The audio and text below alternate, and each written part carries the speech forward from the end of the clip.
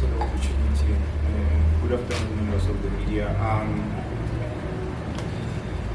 Yeah, look, the games are coming thick and fast. And, obviously, this one is a cup game.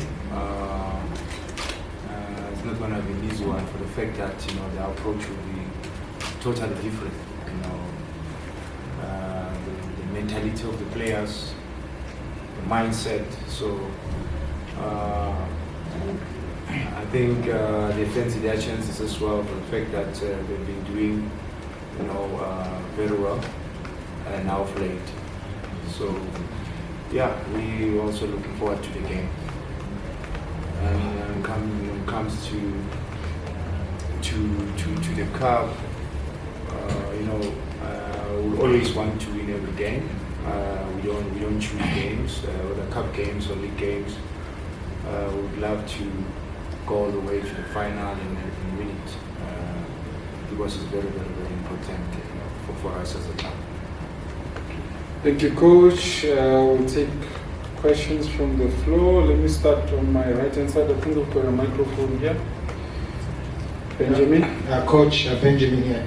You've just said that you take each and every game serious, but could this be a chance of giving other players, so-called fringe players, or you want to have continuity of the players that you have seen and trusted? Yeah, look, we have a lot of players. At the same time, we've got a lot of injuries in the squad. So when others are getting injured, we obviously look at how we can approach the game, because it also changes our way of doing things. Because the players as well, they're not the same. They might be maybe sharing a position, but they're not the same. So it gives other players the opportunity, most definitely. What is key is us, as a technical staff, creating the competition within the squad, which is what has been happening. Thank you, Coach. Let's move on. Okay, two gentlemen. Yeah, you can go first, bro.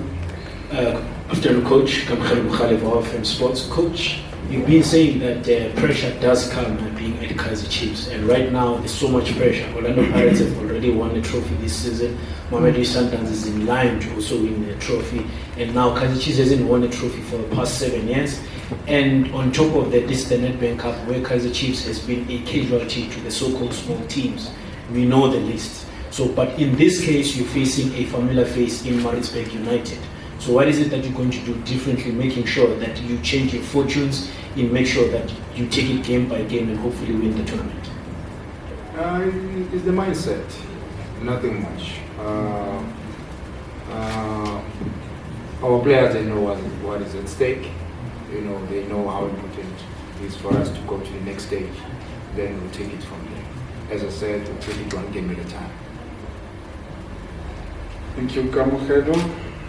Let's move on to Karabo, formerly with the Vow FM. Formerly. Thank you very much. Good afternoon, Coach. You've shown this season that you've trusted a lot of young players in regards to the opportunities and minutes that they've played. I would also like you to see a young player also making his debut in this competition, or it's just a bit too early. I mean, we saw the brilliant free kick scored by one of the boys that you love at the club, Umfundo, but yeah, the other players in the DVC might be making their debut for Chiefs this Friday. Thank you. Look, I'm not too sure at the moment, because we've got a lot of injuries, and we will see when we start preparations this afternoon as to whether we can be able to give one of the youngsters the opportunity or give him a run. But as you know, this is a cup game. We want to go all out and obviously go to the next round. Okay, let's go to Tsepang there in the back. Coach Tsepang from Sokaladuma. You speak about the injuries. Your Mobos are out, Rosler's out, Idiot is still out. Do you ever look at the transfer market or window that just passed and think maybe you should have brought in a bit more than what you did? Yeah, actually, we were just unfortunate. We we were trying to bring in, a few players, but it did not materialize. So we had to move on and focus on what we have in terms of playing personnel. And yes, injuries are always going to be there because football is a contact sport. But I wouldn't want to dwell on the past, and worry about what we could have done and what we did not do. So the focus now is on the next game and obviously the remaining games of this season. Okay, moving right along. I've noted you, Temba. Let's go to Nahlati first. Coach, I'm sure you may have played with him and also or against him. I'm talking about Donkey. We woke up to a terrible news this morning that he's passed away. John Moeti. Just, maybe a word of condolences to his family. Definitely one of the best players that we have seen in this country. Yeah, I mean, it's sad. It's sad, to lose, someone like, John. Played with him at Pirates. He was my senior. Very humble person. Was very dedicated and very disciplined. He was one of the seniors that used to call us to order.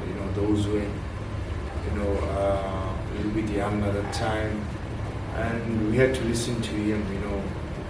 When he was talking to us, trying to help us to understand or see things differently. And I think the nation has lost a giant, and condolences to his family and his wife, particularly because I knew his wife. I used to see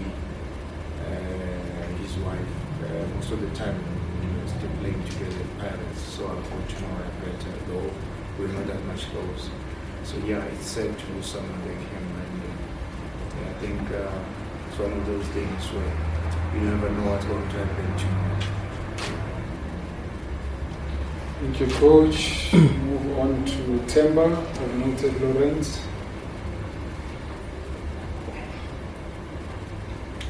Coach, just to follow up on the Moeti issue before we get to the match matter. Do you think as the country, as football people or sports people, do we do enough to honor our legends while they're still alive? Because it has been quiet about John, but only a few that have spoken to him, even from the media. But do you think our clubs are doing enough to honor their legend and give them the respect that they deserve within this space? And looking into the match, if I can go through that, looking into the match, Coach, based on yesterday's match, you say you are as good as your last game. How much of a change can we expect going into the next match? Apart from the score, the goalless draw, but how much can you take from that going into the next match, looking at the performance that the guys gave yesterday? Thanks, Prati. I think when it comes to the legend one, it's what you do in order for you to remain, relevant, in the game. Some of us, after our playing days, still want to, add value in many ways. And some of us, we decide, to stay away from the game, completely. So I know that most of the teams, they try their level best. You must have seen most of the teams now, they try to bring back the legends, to come and help the game to grow. So it boils down to one thing, what is it that we want to do as legends? So I wouldn't think that the teams didn't want to help. I think the teams, they play their part, but also they're not going to do it, to each and every one of us. It's about the passion, it's about the love for the game, it's about what you can contribute, And then the teams will take it from there. And then going back into the game, playing against a team, like Maritzburg, as I said, they've been doing very well. They were just unfortunate, to concede a goal in the, referee's optional time. But when you look at the game, the overall performance of the team, I think they were just unfortunate not to get maximum points. Though Amazulu also played very well. But as I said, it's going to be a different game, a ball game altogether, because of the approach, because of knowing Coach Fabri is also, one of the tacticians. He's a very good player. And you look at their squad as well, they change their approach in terms of how they started and how they are playing now. So it's not going to be an easy one for us. Going to them, they've got the home ground advantage, though, with us in terms of, support us, they are always there, to cheer us up and give us that extra boost. So it's all up to us in terms of making sure that we go through to the next round. Lorenz? Coach Lorenzo with the second. Yesterday, Bombela sold out affair. Probably 90% Chiefs fans. And you're playing away again, but there'll probably be majority Chiefs fans at the stadium as well. Many players and teams would see that as an advantage and motivation. But do you feel some of your players are buckling under that pressure of expectation to appease, some of the most demanding fans in the country? I think when it comes to players, it's a case of adaptation. Players, they learn differently. Some, they will find it difficult to settle in quickly because of the pressure that comes with being a Kaizer Chiefs player. So it's us now as a technical team, how do we help them, to settle in quickly and understand the meaning of playing for a team of Kaizer Chiefs caliber. And things, times have changed, the game has evolved, I wouldn't want to talk about how we used to do things or how things used to be. Things have changed now. Players of today, they deal with pressure differently.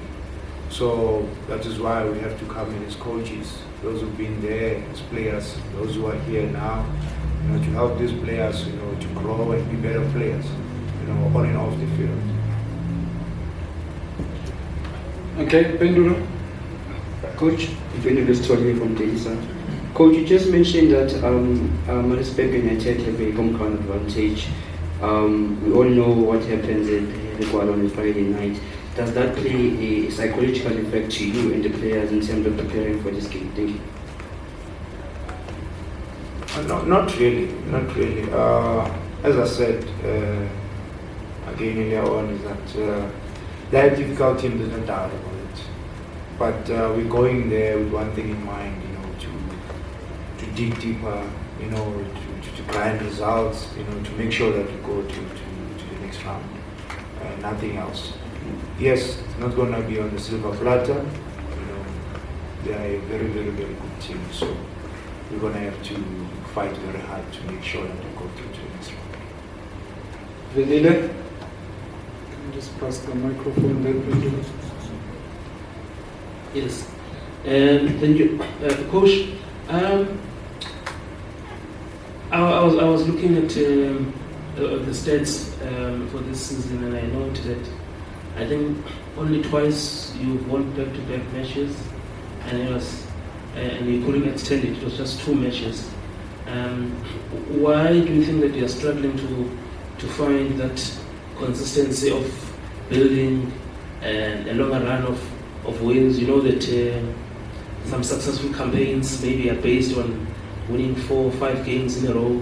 Why has it been a challenge with you this season? And I'm not sure if you've been asked about Caleb in terms of the latest injury. Thanks, Pravi.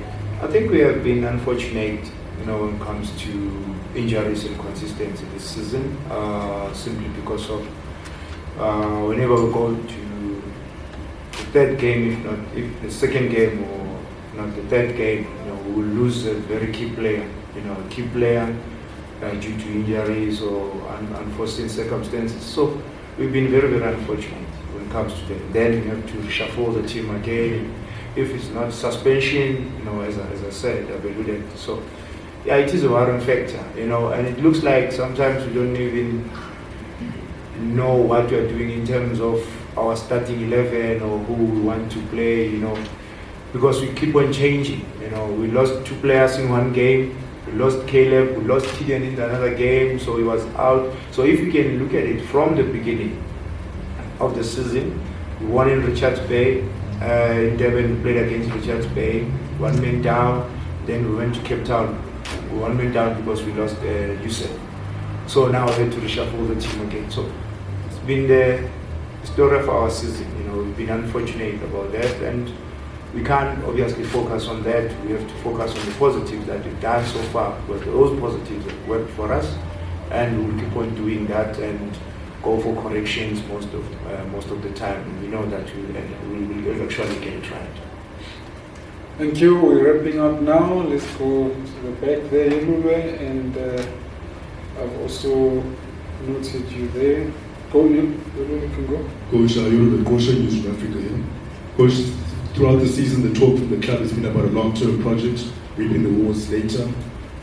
But how damaging would it be for a club of Kaizer Chiefs' magnitude to go yet another season without a trophy, even during this long-term project that you're going for?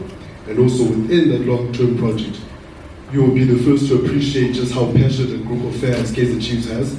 Are you braced for the potential inevitable backlash you will get as the man at the helm, should Kaizer Chiefs not be able to go all the way in this trophy as well, and also falter in the league and not get that second spot? Thank you, sir. Look, it comes with the pressure of working for a team of Kaizer Chiefs caliber, where people they expect results week in, week out. It's never been easy, even before. It's not for the first time. Even the previous coaches, they find it difficult, to settle. They find it difficult to grind results. So that is why we don't want to focus on the past. The past is gone. What is it that you can do now? That can help this team, improve and be better.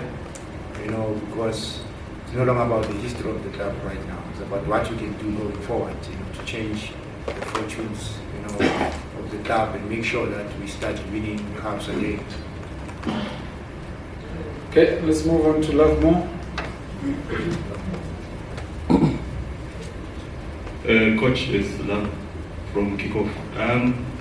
Mine is just a simple one, Coach. Just want to find out how is Kama dealing with the situation that is befalling him now, considering all the attention that he always gets.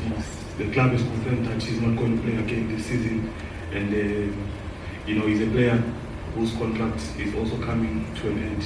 How is he coping with the situation that he's in at the moment? Thanks for the question. Kama is, he's a big boy.